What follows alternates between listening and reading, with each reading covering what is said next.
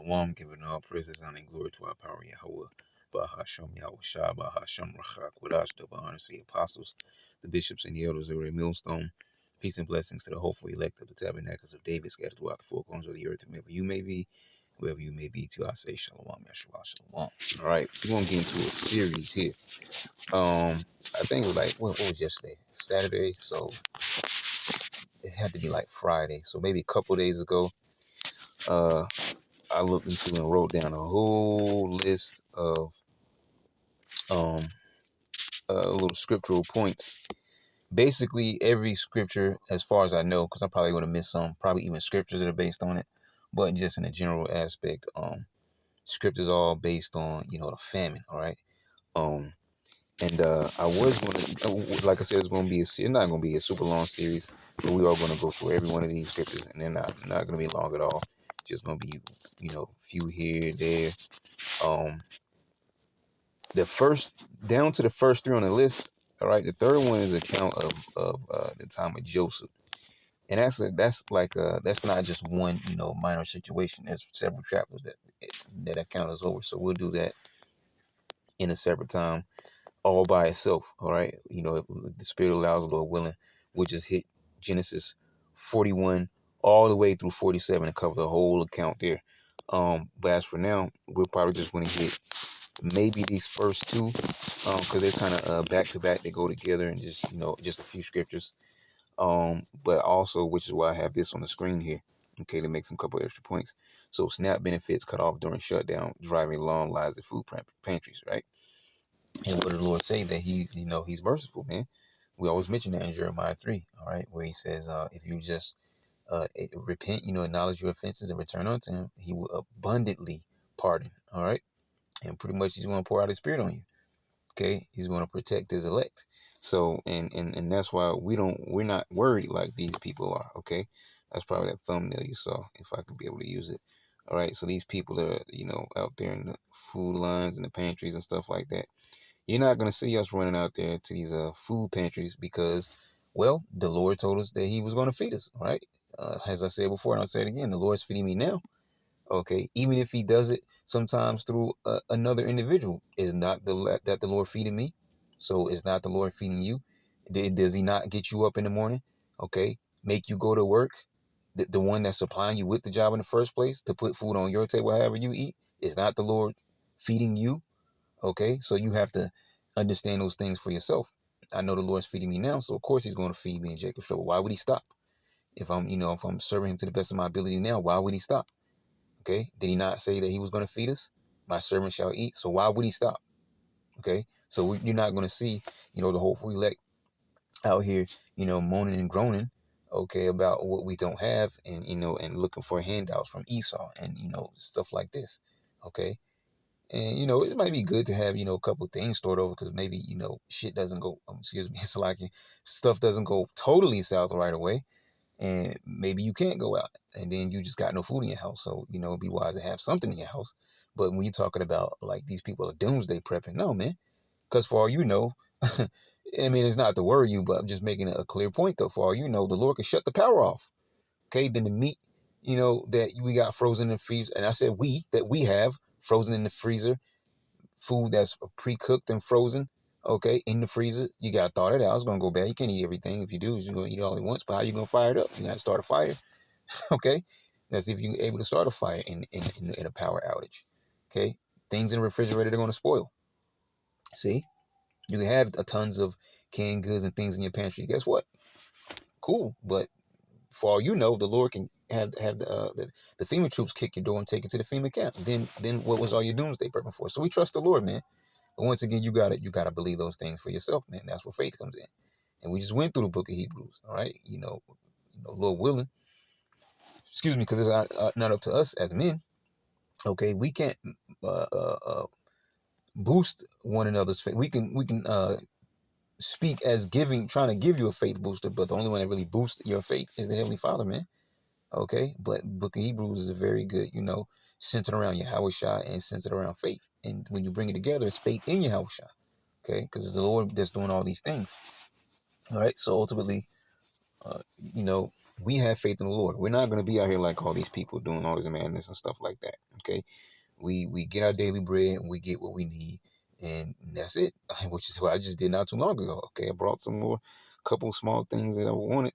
Okay, that I needed, because as I said before, we're just here to get by, man. Because soon we're going to be pilgrims on the earth. So you might have a whole pantry of goods, but you might have to leave them, or the FEMA troops come, or there's a power outage, and so things that you have there, they're gonna just waste away after a while, because if the power doesn't come back on. So now we don't worry about things like that either. But I'm just making clear points.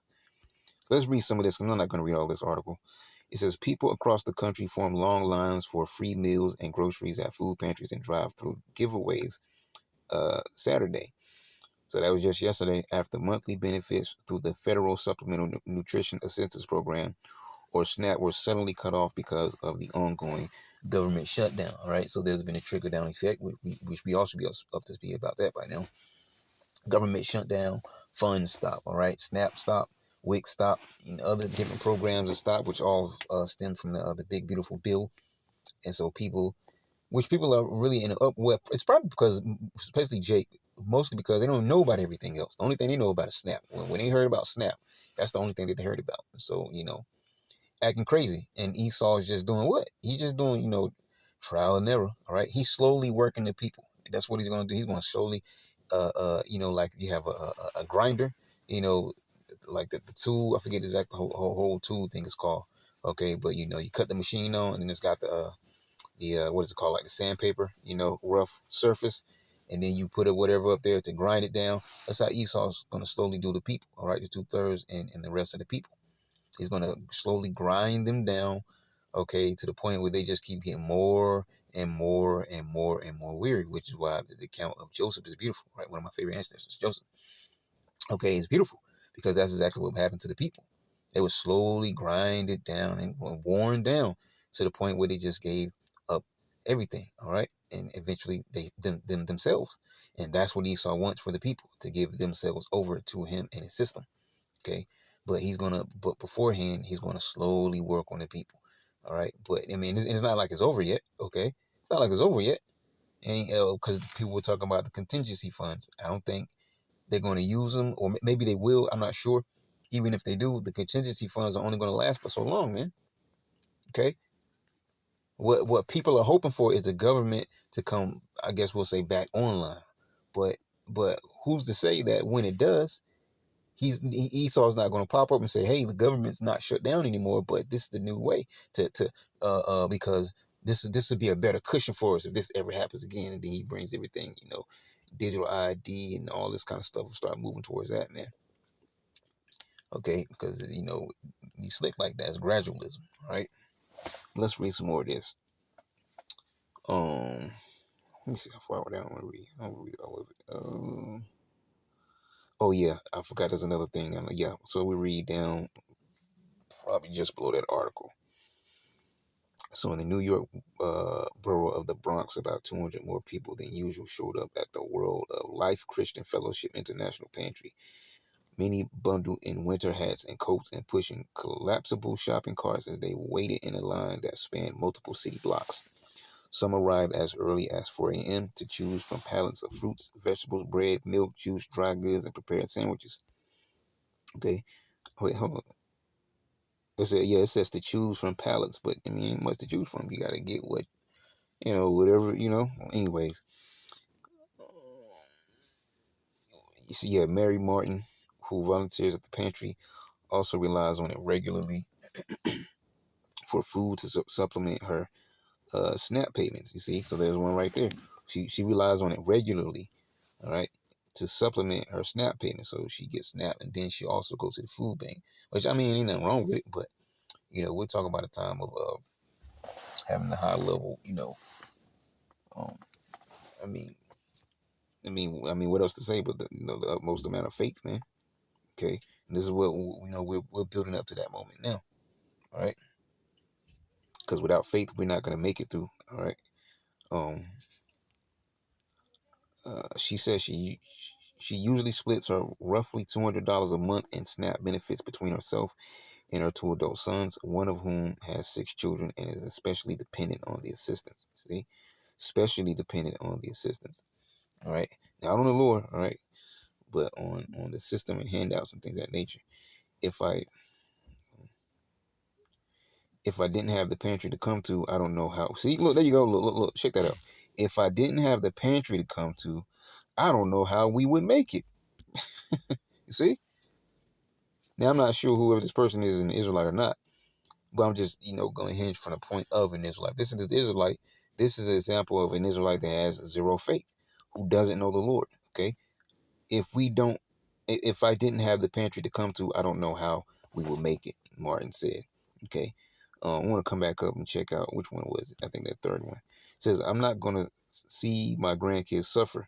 See, look, see, and guess what? In real life scenarios, some of us, we actually have to see, our family members suffer. All right. But, regardless, all right, we're going to have to, stick to our trust and our faith in the Lord. Okay. Because some out there actually have families. Okay. You might think your woman is a believer until that time comes, and then, hey, she try to whisper in your ear, get in your ear. All right, you got to go out there and feed us, Greg, or whatever, and try to get you to, fold. And, sad to say, some men may fold, okay, if they don't have the faith to get through it. All right. Because everything we say is to ourselves first and foremost. Now, I'm not saying I have, family to worry about, but still, that doesn't, on base level, we all got to have, the faith that the Lord is going to feed us, man, get us through. Okay. But the point I was making there is, a lot of people are not going to want to, what it says right here, I'm not going to see my grandkids suffer. The Department of Agriculture planned to withhold payments to the food program starting Saturday until 2 federal judges ordered the administration to make them.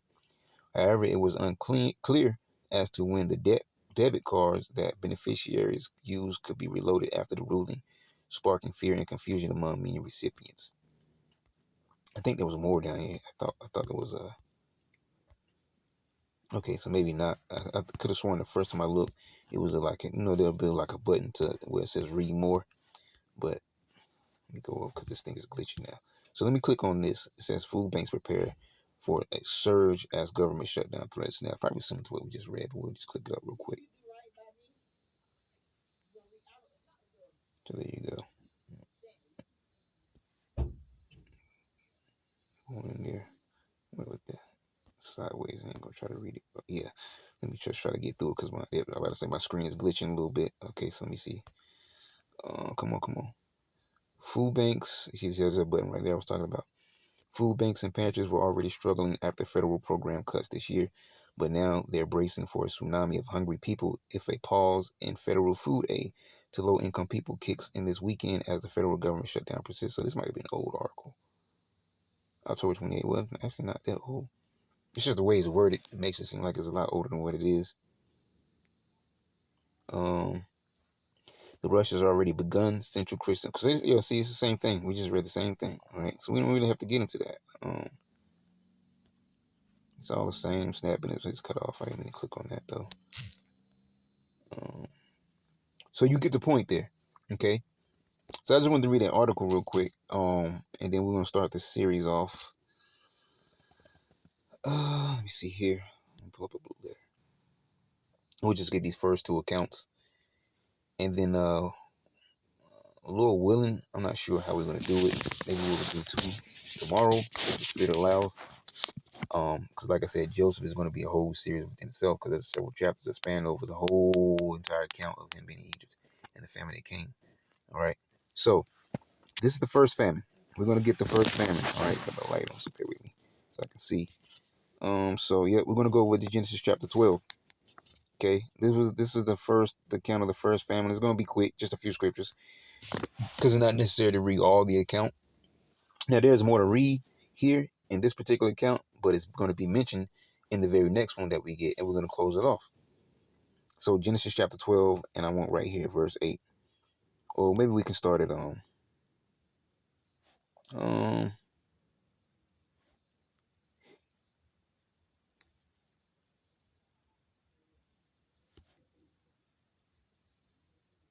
Let's start at 4. I was gonna start at 8. Let's start at 4 because I want to read down to.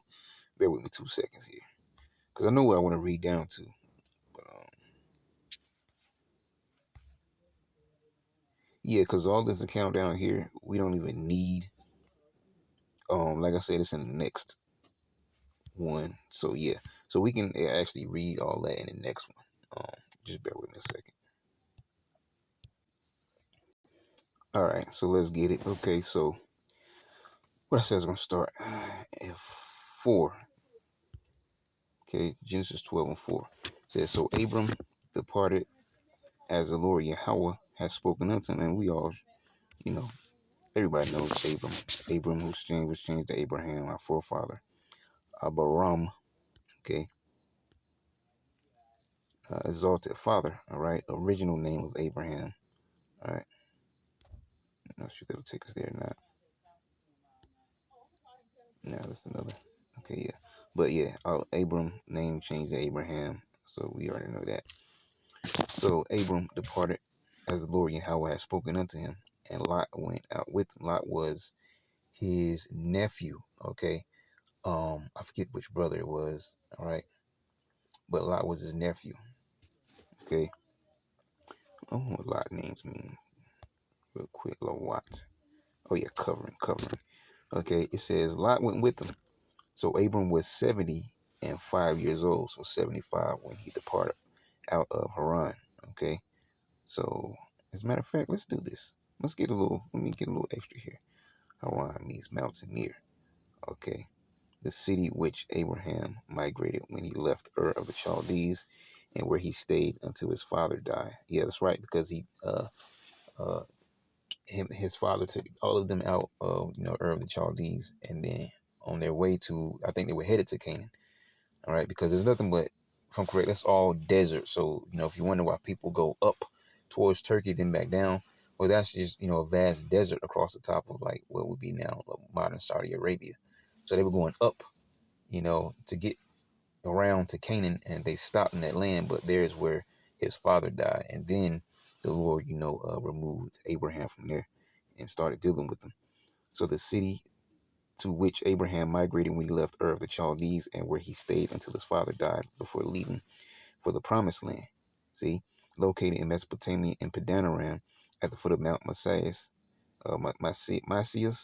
between Kabor and the Euphrates. Okay, and that's what I want to pull this up for to see if I can find it. Located in Mesopotamia in Padanaram at the foot of Mount Masias. Yeah. I'm thinking if I should pull up the name Haran or pull this up, because one way or another we'll get it, Lord willing. Okay, let's go to images, Haran.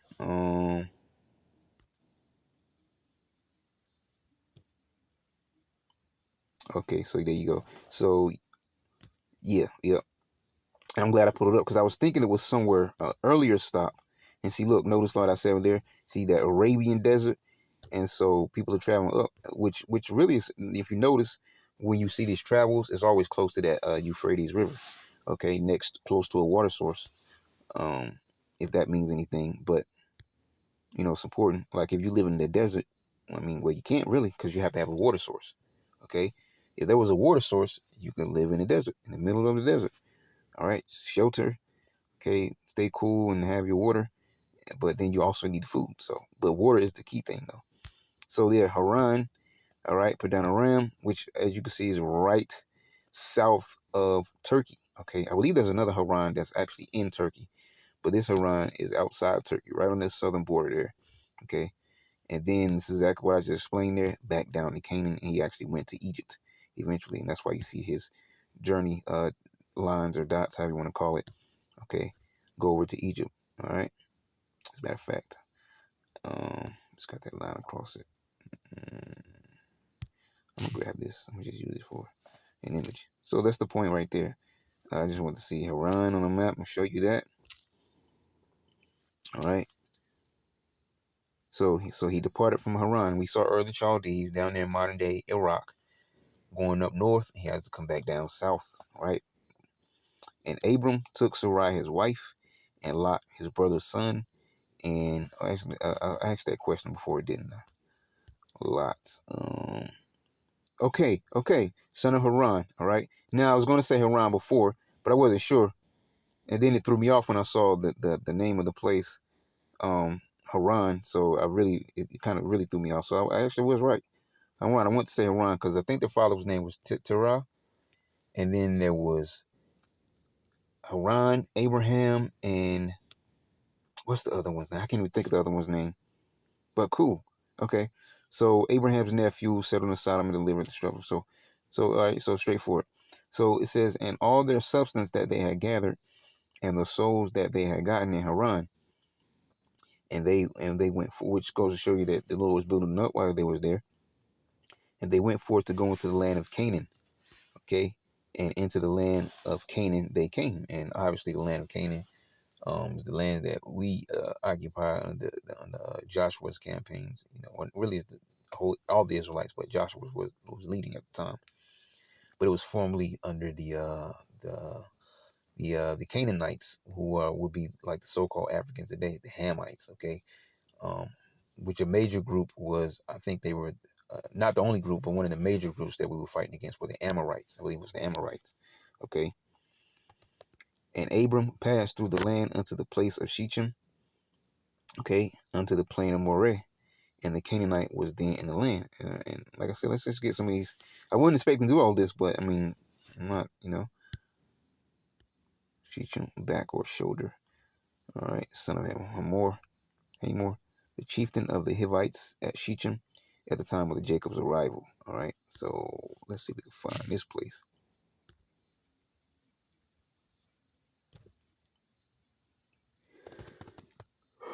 All right, so there you go. Canaan, right in the middle of Canaan. Okay. All right. Just wedged between Samaria and Judea. I mean, it's just a landmass, but you get the point. Okay, so there you go. All right. He says that what? He passed through the land of Shechem unto the plain of Moreh. Okay, which that means what? Teacher. Wow. Okay, Moreh means teacher.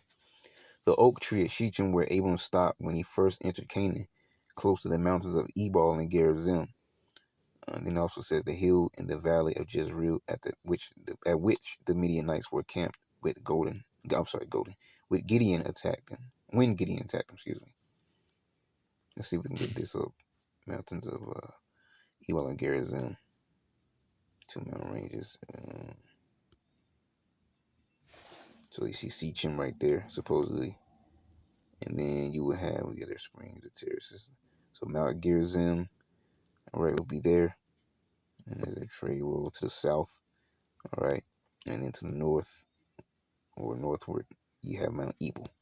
Okay, so right there between orchards, vineyards, and fields. Yep, I actually seen that picture before. So, yeah, so we're just following along. And the Canaanite was then in the land. Okay, the Canaanite, as we mentioned before. All right, Canaanite. Canaanite. See, Canaan, descendants of inhabited of Canaan. Okay, just one of those sons that came from the line of Ham, basically. A merchant, a trader. And the Lord Yahweh appeared unto Abram and said, unto thy seed will I give this land.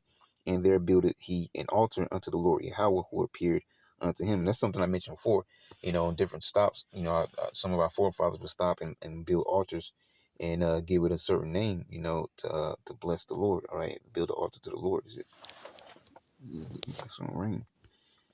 Said, and he removed from thence unto a mountain on the east of Bethel and pitched his tent, having Bethel on the west and Hai on the east. And there he built an altar unto the Lord Yahweh and called upon the name of the Lord Yahweh. See that? Called on the name of the Lord Yahweh. Okay, let's find Bethel if we can. All right. Bayath Allah. All right. House of the power. House of God. See, Bayath Allah. Because Bayath is house. Allah. Excuse me. All right. Bayath Allah. Ancient place and seat of worship in Ephraim on the border of Benjamin. Identified with Luz. So I actually know general area. a place in the south country of Judah, not far from Beersheba or Ziklag. Okay.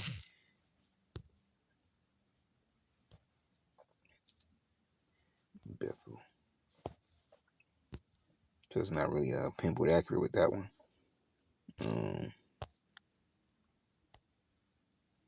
There's it mentioned has a question mark though. All right. So you get the general idea. Well, there's another one, like the last one we saw. Bethel in the red, right below the name. Samaria in the green. And you see just south, east of there. Okay. So it says, and there he built an altar unto the Lord Yahweh and called upon the name of Yahweh. And Abram journeyed going on still toward the south. Okay, as we saw that map, right? And there was a famine in the land. Let's get the word for famine. I wonder what it says here. Raab.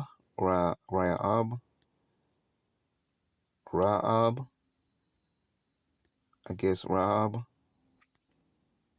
Famine, hunger. So it's just straightforward. Famine in land or nation. All right. Oh, beautiful. Wow. Famine of Yahweh's word. Because that's that Amos 8. Right. Verse 11, 12. Okay. Maybe 13 too, but 11 and 12. Okay. Famine of the word. But that's not the famine that we're talking about right now. We're talking about the actual famine. Look, hunger of individuals. Clean cut. Okay. And that's what these people are about to experience. Okay. Which includes the 2/3 of our own people. To be hungry. Be voracious. To allow one to be hungry, allow to hunger. We're going to get voracious. See what it says here. Wanting or devouring great quantities of food.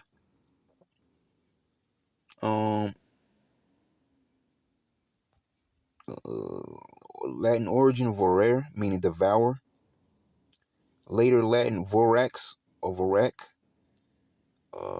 English ius, so voracious, I guess, in English, which became middle 17th century voracious, okay, which we just saw, okay, meaning devour, okay, and I think that's the only definition for that, yeah, devour.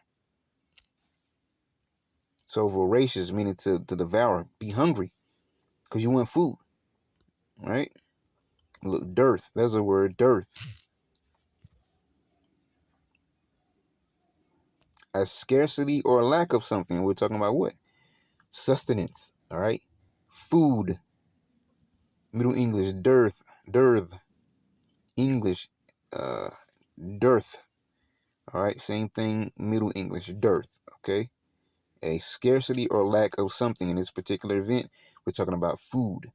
Famine, famished, all right? Same, no different from famine. Suffering from starvation, severely affected by lack of food. See? Latin origin, fames, meaning hunger, if that's how you pronounce it. Old French, affamir, or affamer, however you pronounce it. Middle English, fame. Later Middle English, famish. All right. Late Middle English. All right. It became famished with an ed on the end. Famished.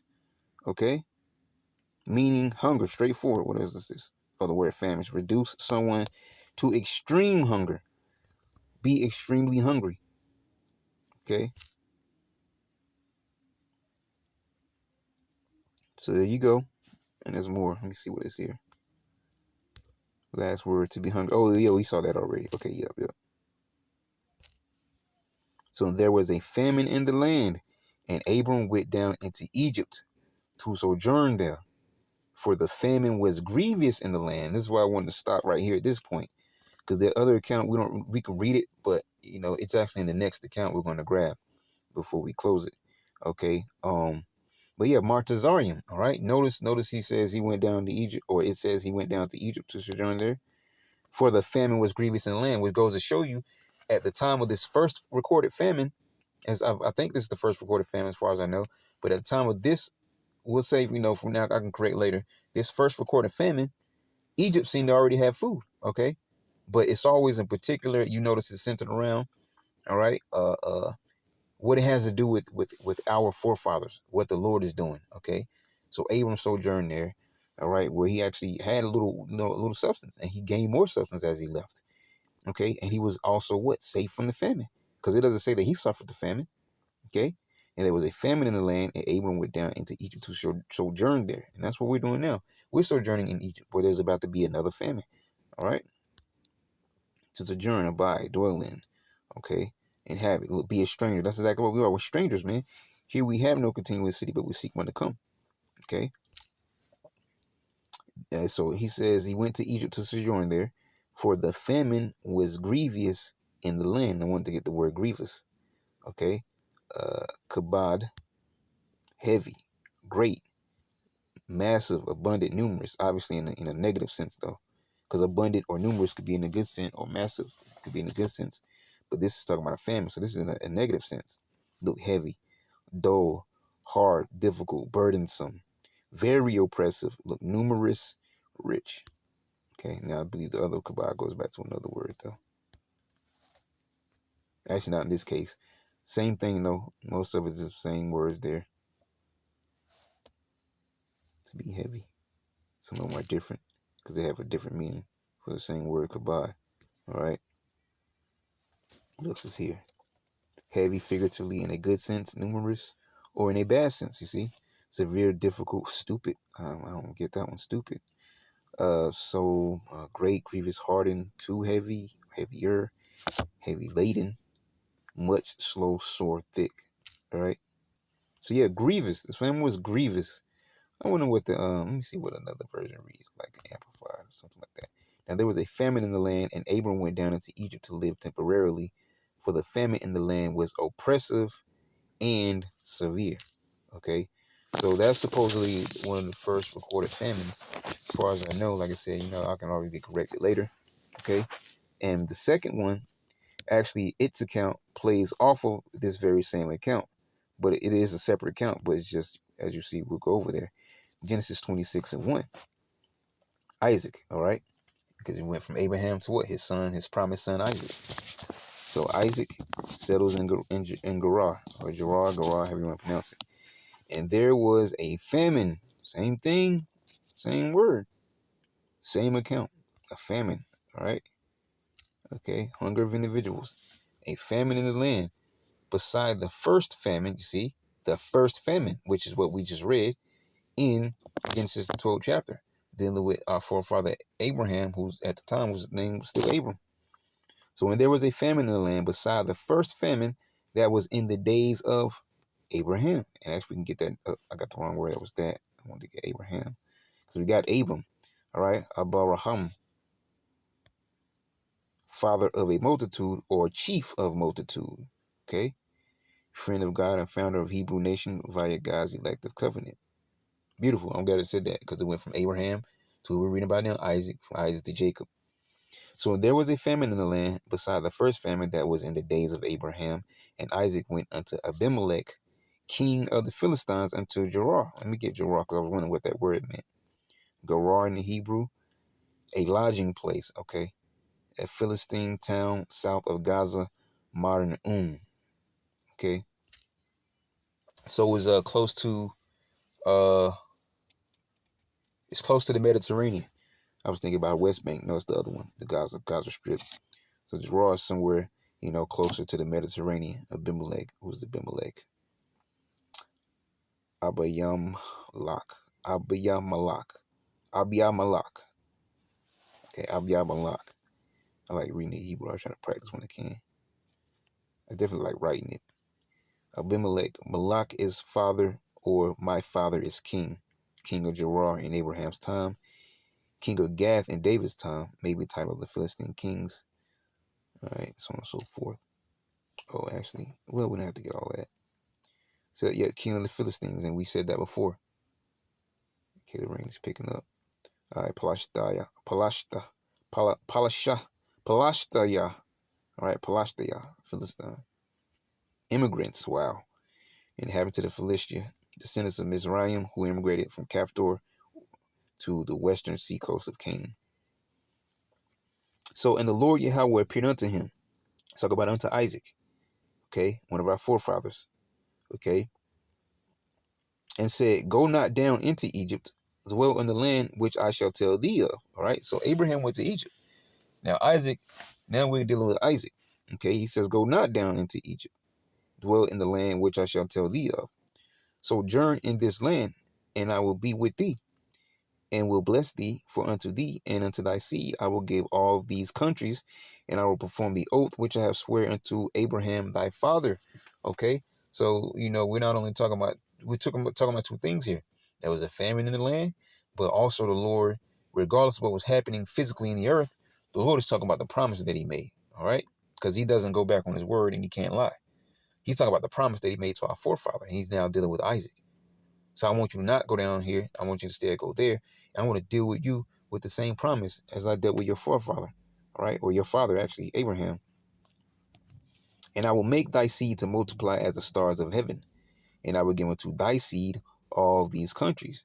Now, it's very important to understand, once again, that family lineage, because Isaac, we know he had Jacob and Esau. So that great family that he's talking about are actually the 12 sons, all right, that came from Jacob, which those 12 sons became nations in themselves, all right. And Israel is now, with all those 12 tribes, as huge nations within themselves, are known as a world. Okay, so yeah. And I will make thy seed to multiply as the stars of heaven, and I will give unto thy seed all these countries, and in thy seed shall all the nations of the earth be blessed, because that Abraham obeyed my voice and kept my charge and my commandments, my statutes, and my laws. And the charge is just, what he was told to do, right? What's the word? Mashmarat. Guard, charge, function, obligation, service, watch. Okay, his charge. All right. So yeah, he kept my charge and commandments, my statutes, and my laws. And Isaac dwelt in Gerar. All right, and it doesn't really speak too much about the famine around Isaac's time, but obviously, nor was Isaac affected by the famine. Okay, now there's an account that goes down that speaks about, I believe it's in the same account, about the wells, and the Philistines kept stopping up the wells that were dug of our forefather, and so on, so forth. Okay, but it's not necessary that we read into all that, but we will read down a couple of these, because this what's about to be read about Isaac actually goes back to Abraham's time. And the men of the place asked him of his wife, because he's speaking about, it says, and Isaac dwelt in Gerar. And so now the story's been told that was actually in Genesis 12 about Abraham, or Abram, that we didn't read. And the men of the place asked him of his wife. And he said, she is my sister, for he feared to say, she is my wife. Lest, said he, the men of the place should kill me for Rebekah, because she was fair to look upon. As a matter of fact, we really don't have to read that account. I mean, you can read it yourself right here in Genesis 26, or the original account in Genesis 12. Okay, it's just important that y'all just noting the famines, all right? And a couple of points that I was making. He told Abraham, or Abram at the time, all right, to go here. Okay, he went to Egypt, and the promises, I mean, the Lord made the promise to our forefather, all right, and nothing about what was said about the first famine had anything to do with Abram being affected by it. In fact, he has substance. When he left Egypt, okay, if you read into this account, he had more, if I'm correct. I think he had more substance, okay? And then now you get down to Isaac. There, it mentions a famine in the land, but guess what? It doesn't mention Isaac being affected by it, okay? And the third account that I have on my list, as I said, is going to be a whole separate, thing in itself, is the time of Joseph. And guess what? Joseph wasn't affected by the famine, nor was any of our forefathers, our family members before. You know why? Because the Lord set Joseph up to deliver us from the famine. And that happened also, just like Abraham, with Joseph and the rest of our, family. Okay. It was in Egypt. See? And where are we now? We're in spiritual Sodom in Egypt. So, there's going to be a famine, but it's going to affect these heathens and these 2/3. But as far as us, we're just looking for the Lord to come through on the promises that He made, because we know that He cannot lie. He's going to hold to His word about the promises that were made. All right. Just like the same thing, like He said, He's going to, our people are going to serve, because on Abraham, right, the vision came, we were going to serve another people, and He's going to deliver us. That was from ancient Egypt that we serve. We're serving in modern day spiritual Sodom and Egypt. And we're going to be delivered from this place. And Lord's will, the famine won't affect us. Now, we will all be tried and tested in our own ways, but ultimately, we're not going to be out here like these people are, all right? Like the 2/3 of our people in the rest of the nations. See? Because we believe what the scriptures say. The scriptures clearly say that my servant shall eat. No, so no matter what he tests you with, we remember what the Lord said, and we know the Lord can't lie. All right? So that's going to end the first installment. All right? I don't know exactly how the Spirit, do tomorrow. So, because, like I said, Joseph's account is one in its own, spans over several chapters. All right. But then there's others that we can get through. So maybe we can possibly hit, a few of the other ones, which if they're short enough, we'll do multiple ones to shorten the list. But Joseph will be a continuation because we're not just going to go through every chapter in one single sit down. All right. And there's several chapters. But for now, we end it here. All right. So keep the faith, Lord, will you edify. Shalom.